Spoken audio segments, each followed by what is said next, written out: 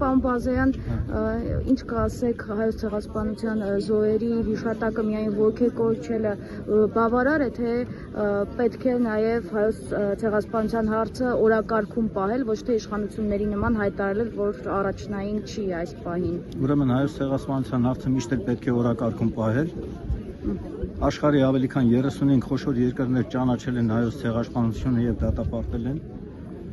Դա այդ ուրեմն իրավիճակը առաջացել է ոչ միայն Հայաստանի քաղաքացիների, այլ նաև հատկապես սփյուռքահայերի գործունեության արդյունքում, որովհետև նրանք սփյուռքը ցեղասպանության մեծամասնության ցեղասպանության արդյունք է, որ նրանք Հայաստանում չեն բնակվում, մեր ժողովրդի 2/3-ից ավելին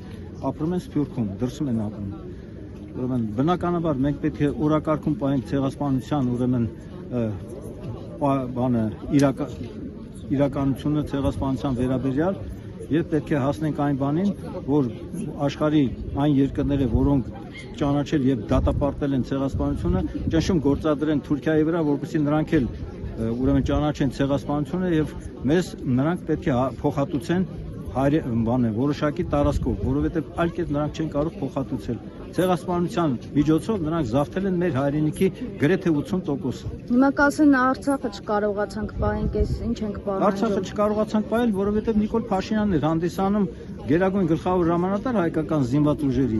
ով ոչինչ չի հասկանում ոչ բանակից, ոչ էլ պատերազմից։ Եվ կան տվյալներ, որ նա Ալիևի հետ պայմանավորվել է Ադրբեջանը հարձակվի Արցախի վրա, ինքը որպես հայկական ուժերի, զինված ուժերի հրամանատար գլխավոր, այնպես անի, որ մենք պարտություն կրենք ու ինքը Արցախ հանձնի Թուրքիին։ Ինքը միշտ Արցախը համարել է դեռ Հայաստանի վրա։ Ինքը ապազգային տարր է, գլոբալիստ, համահարթեսման այսպես կոչված կողմնակից եւ ՄԱԿ-ի համաժողովում Ալիևը բացառեցեց հետեւյալ խնդիրը, որ իրենք ագրեսորից ազատագրել են իրենց հայրենիքը, դեռ պահանջներ ունեն Հայաստանից, Զանգեզուրի, Միջանցք եւ այլն, ու 300,000 ադրբեջանցի պետք է գան ապրեն Հայաստանը, որոնք արտաքսվել են բանից Հայաստանից։ Եվ այլն, Նիկոլ Փաշինյանը ոչ մի բառ չասաց, ուրեմն Ադրբեջանում գերեվարված մեր հայրենակիցների, մեր պատանդների ազատ արձակման մասին, ուրեմն ոչ մի բան չասաց, եւ խոսեց համաշխարհային այսպես կոչված գլոբալիստական քաղաքականությունից, որ բոլոր երկրները, բոլոր ժողովուրդները պետք է բացեն իրենց սահմանները, հաշտվեն, ուրեմն առաջ տրանեն, ապրեն եւ պատերազմ չի լինի։ Նա փորձում է դասեր տալ այնպիսի պետությունների ղեկավարների, ինչպիսիք են Միացյալ Նահանգները, Ռուսաստանի Դաշնությունը, Եվրամիության պետությունները, Չինաստանը, Հնդկաստանը, Բրազիլիան եւ այլն։ Շնորհակալ եմ։ Դուք ինչ կարող եք ասել, միայն ոգեկոչելը բավարար է, ժողովուրդը ինչ պիտի անի, հատկապես եթե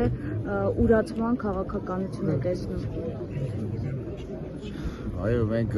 բոլորս պետք է մի մարդու պես այս պարագայում միայն համախմբումն է մեզ հրկելու, որպեսզի ժողովուրդը պետք է համախմբվի եւ ոտքի կանգնի, որպեսզի այսօրվա իշխանությունների այսպես իրենց վարած այս քաղաքականությունը, որ կասկածի տակ է դնում հայոց ցեղասպանությունը, պետք է դա մենք ազգովի, այսպես հարգանքի տուրքով եւ մեր ձայնը բարձրացնելով համայն հայության, համայն աշխարհում պետք է ցույց տանք, որ իրոք ցեղասպանություն եղել է եւ պետք է հարգեն հայոց ցեղասպանության հուշերը։